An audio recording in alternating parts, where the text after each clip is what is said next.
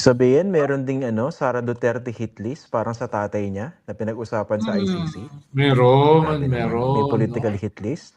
Anong kala mo? Ganun na lang, walang gantihan. No? Sabi Alam ko, niya, napakabait hindi ni daw siya Sara mapagiganting Duterte. tao eh. Hindi, mga Oo, di ba followers niya, napakabait sila nun? Caldema. Nga pala, may napakalaking balita. Baka hindi niyo pa nabalitaan. Ano? Yung 2 million pesos na pinang-bribe daw sa ICC. $2 million. 2 2 million. Dollars pa. Sorry. Dollars, 2 million oo. dollars. Tapos pati si Leila de Lima, naambunan daw ng maleta. Dibus. Diba? Oo. Pag mali sa isa, mali sa lahat. Sa lahat. Ayan, Oo. diba? Ito na naman yun Pero eh. diba, sa mga abogado natin dito, tama bang tawagin affidavit yun? I understand hindi signed yun di ba?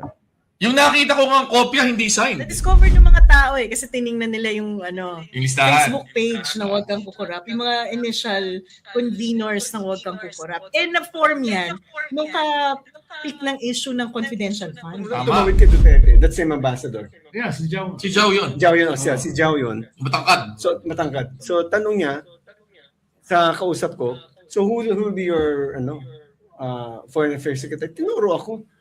So, siguro naniwala to. Sinabi,